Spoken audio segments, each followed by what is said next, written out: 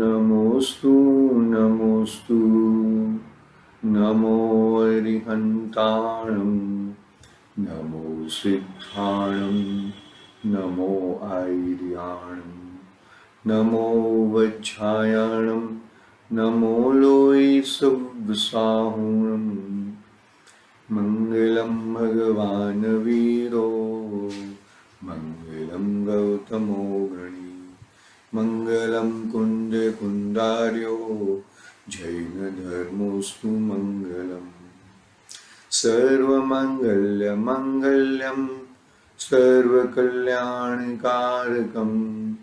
प्रधानम सर्वधर्मानं जैनं जयतु शासनम जैनं जयतु शासनम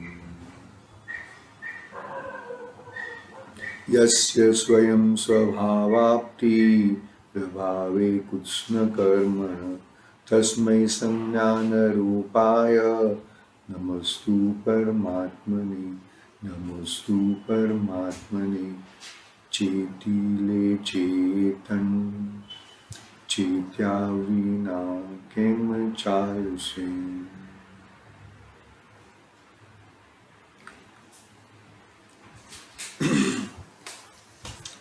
समर्थ आचार्य देव पूज्यपाद स्वामी का एक महान ग्रंथ विराजमान है, इष्टोपदेश ग्रंथ विराजमान है। अपना स्वाध्याय 19वीं गाथा पे चल रहा है। 19वीं गाथा में आचार्य देव ये बताते हैं कि जो तुम आत्मा का उपकार करते हो तो शरीर का अपकार होता है, और शरीर का उपकार करते हो तो आत्मा का अपकार होता है। एक उदाहरण तौर से बताया है, हकीकत में ऐसा होता नहीं है। मतलब आत्मा का उपकार यानी कि अपने स्वभाव में रहना, तब शरीर का क्या होता है इससे कोई मतलब उसको ध्यान ही नहीं रहता। वहां पर अपना उपयोग कहाँ पे केंद्रित किया है, अपने आत्म स्वभाव पे केंद्रित किया है। तो अपने आत्म स्वभाव के केंद्रित करने से उसका क्या होएगा भाई, उसको शरीर के ऊपर क्या हो रहा है, शरीर क्षीण हो रहा है, दुबला हो रहा है, मोटा हो रहा है, उसको उसकी कोई फिक्र ही नहीं है। श्रीमद रायचंद्र जी को बताया गया कि साहब आप का ये शरीर क्षीण होते जा रहा है, पहले तो ऐसा नहीं हो रहा था। तो बहुत सुंदर जवाब दिया कि पहले मैं बाहर के बगीचों को पानी पिलाता था, पानी खाना जो भी है वो, इसके लिए बाहर का बगीचा हरा भरा रहता था। अभी मैं अंदर के बगीचों को यानी कि आत्मा के ध्यान में, आत्मा के रूप में, आत्मा के आविष्कार में, आत्मा को पहचानने में, उसका मैं उसका ध्यान रखता हूं। तो बाहर का बगीचा मुरझाया हुआ दिख रहा है, लेकिन बाहर के बगीचे से मेरी कोई पहचान नहीं है। मेरी पहचान तो मेरे अंतर के बगीचे से ही पहचान है, और मुझे उसका ही ख्याल रखना है। बाहर के बगीचे में क्या होता है, देखो, एक मानो कि शरीर का उपकार यानी कि सुबह से उठ के पहले मंजन करो, बरोबर है, वो मारो, उसको जीवों को मारो, फिर स्नान आदि करो, करना चाहिए। श्रावक को स्नान आदि अति आवश्यक है। लेकिन क्या होता है, उसके अंदर क्या होता है वो हम बताना चाहते हैं। फिर सुबह उठ के स्नान करके वगैरह करके स्वच्छ कपड़े के मंदिर जी जाओ, वापिस आओ, आके ब्रेकफास्ट वगैरह जो भी है वो करो, फिर अपना होमवर्क, जो भी है दिनचर्या, बराबर। तो पूरे दिनचर्या के लिए, बराबर, सुटेबल पूरी दिनचर्या के लिए तुझे पैसे की आवश्यकता है, पैसे कमाने पड़ेंगे। और पैसे किससे कमाए जाते हैं? पाप से कमाए जाते हैं। यानी कि शरीर का उपकार करना वो पाप का कार्य है। आई बात समझ में?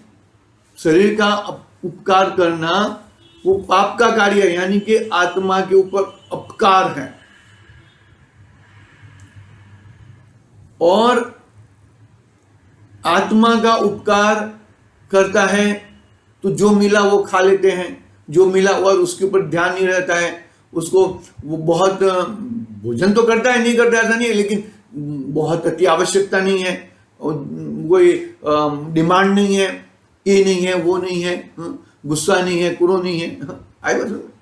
इस तरह से वो अपने आत्मचिंतन में ज्यादा रहता है, अपना उपयोग आत्मा के लिए उपयोग करता है, और बाहर में नहीं जाता है।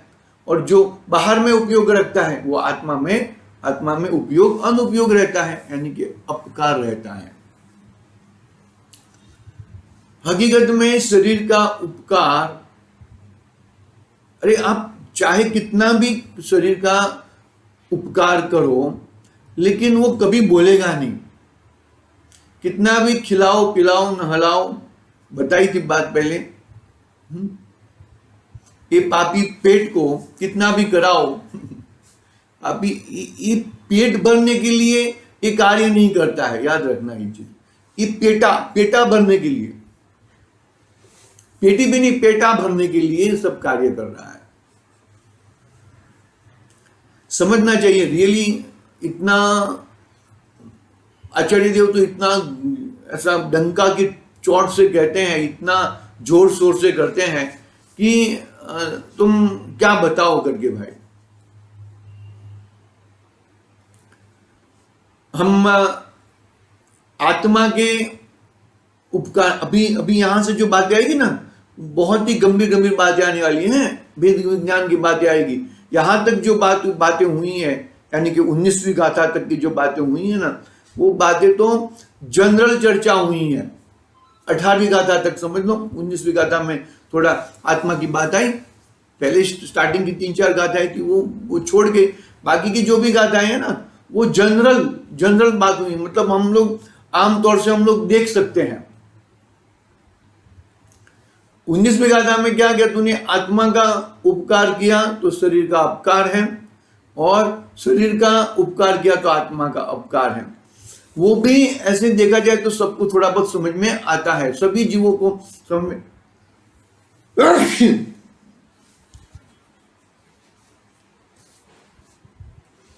सभी जीवों को समझ में आता है।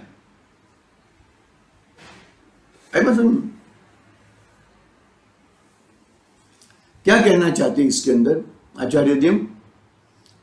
कि शरीर का उपकार चाहे तो कितना भी कर ले, लेकिन वो तुझे धोखा देता ही है। आयु पूर्ण होते ही तुझे वो गति छोड़ के, वो पर्याय छोड़ के तुझे दूसरी पर्याय में जाना ही पड़ता है। वो नक्की है।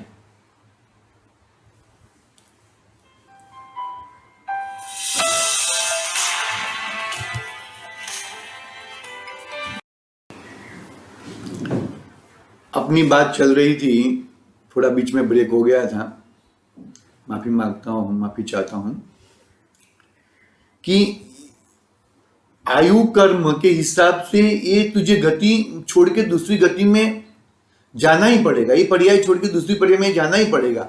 चाहे तू शरीर का कितना भी उपकार कर ले, शरीर का चाहे कितना भी लालन पोलन जो भी करना है कर ले, लेकिन वो पॉसिबल नहीं है। वो चीज तेरे पास, वो वहां पे तू उससे बच सके, ऐसी पॉसिबिलिटीज नहीं है। शरीर का उपकार में आत्मा का अपकार होता ही है।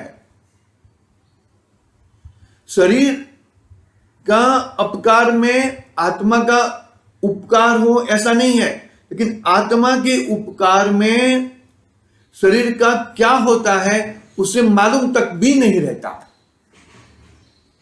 क्या कही बात समझ में आई कि नहीं आई? शरीर का अपकार में आत्मा का उपकार होएगा, वो बात मान के शरीर कष्ट कर दिया, बहुत जीर्ण कर दिया, बहुत तप कर लिया, वो कर लिया, हाँ, वो करने से तुझे तेरा आत्मा का उपकार हो जाएगा, वो बात मत ध्यान में रखना। आत्मा का उपकार सोच, आत्मा का तेरा उपयोग आत्मा में जुड़ा दे, तो आत्मा का उपकार में शरीर का अपकार तो तुझे भान भी नहीं रहेगा कि शरीर का क्या हो रहा है। 5 पांडवों को ले लो, शरीर के ऊपर गरने पहनाए दगदगते लोहे के, कुछ नहीं, उपयोग स्थिर करके अपने आत्मा में तल्लीन हो गए, मोक्ष में विराजमान हो गए 3 पांडव। गजकुमार मुनिराज, शालिनी, सुकुमार मुनिराज को शालिनी 4-4 दिन तक नोचती रही। कहने का भावार्थ क्या है कि तुम शरीर का अपकार में आत्मा का उपकार होएगा, वो चौकड़ी मार लेना, वो जरूरी नहीं है। मतलब ऐसा आत्मा के उपकार में शरीर का अपकार तो पॉसिबल है। आत्मा यानी कि कौन? मैं, जीव तत्व, मैं स्वयं, अपने आप, वो आत्मा का उपकार। आई बात समझ में? तो क्या कहते हैं यहां पर ये गाथा में कि तू अपना खुद का उपयोग आत्मा में लगा दे। अपना उपयोग आत्मा में लगाने से क्या होएगा? अपना उपयोग आत्मा में लगाने से शरीर की चिंता ही नहीं रहेगी, और शरीर का उपकार तो वो तो 100% शरीर का तू ध्यान रखेगा, शरीर का ये करना है, शरीर का वो करना है, ये बाकी है, वो बाकी है, ये सब तो फिर उसमें तो आत्मा का उपकार है ही। शरीर का उपकार यानी कि पाप, शरीर को खाना है, पिलाना है, शरीर को नहलाना है, वो सब पाप क्रियाएं हैं, पाप भाव है वो सब। भोजन करना है, नहीं करना ऐसी बात नहीं है, लेकिन ये सब शरीर की क्रियाएं यानी कि शरीर का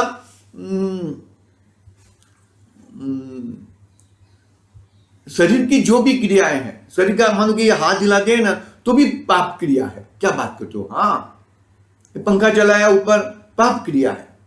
शरीर को हम पसीना ना हो, गर्मी ना लगे, पाप क्रिया है वो, पाप, उससे पाप लगता है।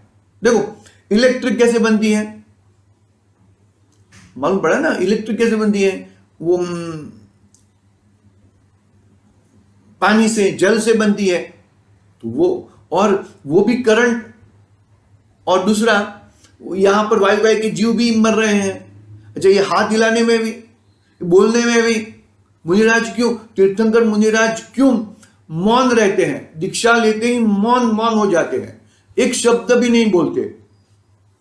अरे वाणी जो कीर्ति है उनका अंतिम शब्द नमः सिद्धेभ्यः रहता है ना, नमः सिद्धेभ्यः रहता है, तो उनका अंतिम शब्द ये रहता है। बाकी तो सर्वांग से उनकी वाणी, दिव्य वाणी खीरती है, उनको ऐसा बोलना नहीं पड़ता है। कहने का भावार्थ ऐसा है कि शरीर की जो भी क्रियाएं हैं, ये ताली बजाए ना तो भी वो उसमें पाप है। तो शरीर का उपकार में पाप है, और पाप है तो आत्मा का अपकार है। तो शरीर का अपकार में आत्मा का उपकार होएगा, वो सत्य नहीं है। इतना सत्य नहीं है कि जो आत्मा के उपकार में बैठ जा, तू अपना उपयोग अपने में स्थिर कर दे, तो वो शरीर का क्या होता है उसकी तुझे चिंता नहीं रहेगी। गजकुमार मुनिराज को देखो, ऊपर सगड़ी लगाई दी, कुछ नहीं, नमो सिद्धेभ्यः में विराजमान हो गए। आई बस में गाथा पढ़ते हैं, गाथा हम एक बार पढ़ लेते हैं, फिर हम कल, ऐसे गाथा एकदम इजी है, सरल है, कोई ज्यादा उसमें है नहीं, फिर भी गाथा पढ़ते हैं। यजीवस्योपकाराय तदेदेहास्य अपकारकम् यदेहस्य उपकाराय तजीवस्या अपकारकम्, है ना, वाइस वर्सा। जीव का उपकार में देह का अपकार, और देह का अपकार में उपकार में जीव का अपकार। भाई ना, सुन क्रॉस हुआ ना।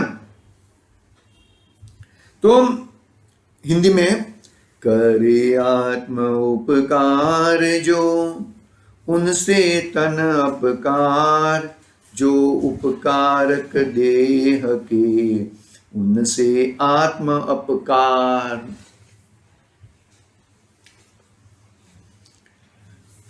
क्या कहना चाहते इसके अंदर? वो तो हमने बात कर ली, बराबर है। हम आगे आगे पढ़ते हैं, देखो टीका पढ़ते हैं।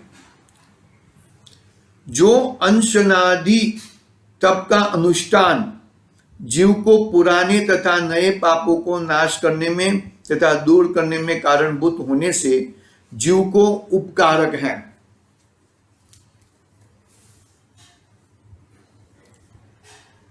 उपकारक हैं वह तपादि आचरण देह को ग्लानि आदि कारण होने से अपकारक हैं। जो अंशनादि तप का अनुष्ठान जीव को पुराने तथा नए पापों को नाश करने में तथा दूर करने में कारणभूत होने से जीव को उपकारक है, बराबर। वह तपादि आचरण देह को ग्लानि आदि का कारण होने से अपकारक है। यानी कि तूने आत्मा की चिंता की, आत्मा का तेरा उपयोग आत्मा में लगाया, तो देह का क्या होता है उसकी तुझे चिंता नहीं रहती है। और जो धनादि भोजनादि के उपयोग द्वारा क्षुधादि पीड़ा को नाश करने का कारण होने से शरीर को उपकारक है, उस धन के उपार्जन में पाप उत्पन्न होता है, होने से वह पाप दुर्गति के दुख का कारण होने से जीव का अपकारक है। इसलिए धनादि द्वारा जीव के उपकारक की गंध भी नहीं है, अपितु धर्म का ही उस पर उपकार है, ऐसा जान। कहने का भाव यहां पर इतना ही है कि आत्मा के उपकार में तन का अपकार तुझे दिखता नहीं है। यानी कि तेरा उपयोग आत्मा की तरफ है, शरीर का क्या होता है उसे तुझे कोई, बराबर है। और तन के उपकार में आत्मा का उपकार अपकार जरूर होता है। तन के उपकार में आत्मा का अपकार, क्योंकि तन के उपकार में पापार्जन होता है, और पापार्जन से आत्मा बहुत ही बुरी हालत में चला जाता है। बुरी हालत में यानी कि अपने पापों में चला जाता है। तो इसमें अच्छा, और तन के अपकार में वो भी कह दी, वही बात अपनी रिपीट हो रही है। तन के अपकार में आत्मा का उपकार हो जाए, वो कथनचित थोड़ी बात सत्य कह सकते हैं, लेकिन शरीर को कष्ट दे देगा और आत्मा को सुख होएगा, ऐसा नहीं है। आत्मा का वस्तु स्वरूप आत्मा का तू देखेगा, आत्मा का उपयोग लगाएगा तो ही तन तुझे दिखेगा नहीं, तन के ऊपर तेरा लक्ष्य रहेगा नहीं, तेरा उपयोग वहां से हट जाएगा। ठीक है, यहां तक अपनी एक टीका पूरी हुई और भावार्थ पढ़ते हैं। हाँ, निश्चय अंशनादि तप के अनुष्ठान से पुराने तथा नए कर्मों का अभाव होता है, इसलिए वह जीव को उपकारक है। परंतु उस तपादि के अनुष्ठान से शरीर में शिथिलता आदि उत्पन्न होते हैं, इसलिए वह शरीर के अपकारक अहितकर है।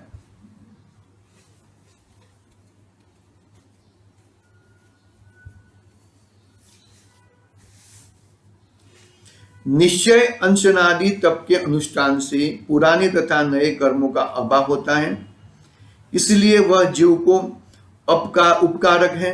परंतु उस तपादिक के अनुष्ठान से शरीर में शिथिलता आदि उत्पन्न होती है, इसलिए वह शरीर को अपकारक अहितकर है। मतलब जो गाथा के अनुसार बात कही है, अरे वो शरीर का लक्ष्य हट जाता है, उसका उपयोग आत्मा पे आ जाता है, तो शरीर का लक्ष्य रहता नहीं है।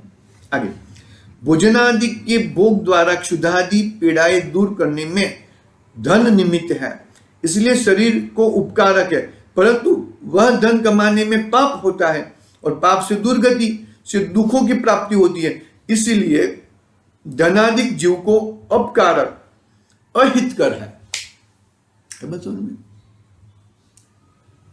मतलब क्या कहा इसमें कि तू शरीर का उपकार करेगा, शरीर में उसका लालन पोषण करेगा, तो लालन पोषण के लिए तुझे धन आदि की जरूरत है, और धन आदि की प्राप्ति के लिए तुझे पैसे की जरूरत है, और पैसे कमाने के लिए पाप होता है, तो पाप से यह जीव दुर्गति में चला जाता है। यानी कि अल्टीमेटली आत्मा के उपकार के लिए भी तेरे को तन की जरूरत, शरीर को देखना नहीं है, और शरीर के उपकार के लिए भी शरीर को देखना नहीं है, मतलब उसमें तो पाप ही पाप होता है। इसलिए समझना चाहिए कि धनादिक द्वारा जीव को लेश मात्र उपकार नहीं है, तो जीव का उपकार तो निश्चय आत्मा धर्म से ही होता है, और किधर से उसका उपकार होता नहीं है। ठीक है, इस तरह अपनी एक गाथा पूरी हुई है, और यहां पर आगे एक तत्वानुशासन का एक श्लोक का कोटेशन दिया है, देखते हैं, पढ़ते हैं वो और समझते हैं। देखो, यहां शिष्य कहता है, तब शरीर के उपकार संबंधी विचार किया जाए तो विचार किया जाता है, भगवान यदि ऐसा हो तो शरीर वास्तव में धर्म का आद्य साधन है। इस कथन में उसका रोगादि से नाश होना रोकने का प्रयत्न किया जाता है, और शरीर के रोगादि अपायों को, बाधाओं को दूर करना भी मुश्किल नहीं है, ऐसा वाच्य है। कारण कि ध्यान द्वारा उन्हें रोगादि का दूर करना सहजता से किया जाता है, तथा तत्वानुशासन श्लोक में 217 में कहा है। देखो, इसमें क्या कहना चाहते हैं, शरीर के उपकार संबंधी विचार किया जाए तो शरीर वास्तव में धर्म का आद्य साधन है। शरीर से धर्म होता है ऐसा मानता है, शरीर से तप होता है, शरीर से ध्यान होता है। नहीं, ऐसा नहीं होता भाई। देखो, इस कथन से उसका रोगादिक का नाश होना, रोगादिक का यानी कि कौन सा रोगादिक का, शरीर के रोगादि, तो शरीर के रोगादि तो शरीर में है, शरीर और तू दोनों भिन्न भिन्न है। इस कथन से उसका शिष्य का प्रश्न है ये, इस कथन से रोगादि का नाश होना रोकने का प्रयत्न किया जाता है, और शरीर के रोगादिक अपायों को, बाधाओं को दूर करना भी मुश्किल नहीं है, ऐसा वाच्य है। कारण कि ध्यान द्वारा उन्हें रोगादिक का दूर करना सहजता से किया जाता है। तथा तत्वानुशासन श्लोक 217 में कहा है कि यदा त्रिकम, वो श्लोक पढ़ते हैं। देखो, यदा त्रिकम फलम किंचित फलामामुत्रिकम कच्यत एतस्य द्वितयस्यापि ध्यानमेवाग्र कारणम। क्या कहते हैं, जो इस लोक संबंधी फल है और जो परलोक संबंधी फल है, इन दोनों फलों का प्रधान कारण ध्यान ही है, तो ध्यान के लिए कुछ भी दुर्लभ नहीं है। क्या कहा, ध्यान के लिए कुछ भी दुर्लभ नहीं है। इस बात को, यानी कि शरीर से हट के ध्यान करना है, शरीर को कुष्ट करना है, शरीर को वो करना है, वो ध्यान से, अरे भाई तुम आत्मा का ध्यान करो, तुम्हारी वस्तु स्वरूप का ध्यान करो, तुम्हारा चिंतामणि, रत्न चिंतामणि का ध्यान करो, तुम्हारा रत्नत्रय का ध्यान करो। शरीर का ध्यान हटाने से, शरीर में ये सब करने से ये ऐसा ध्यान सही ध्यान नहीं है। अपने निश्चय से अपने आत्मा का एकाग्र होना, अपने आत्मा में एकाग्र होना, वही निश्चय से तप है, वही निश्चय से ध्यान है।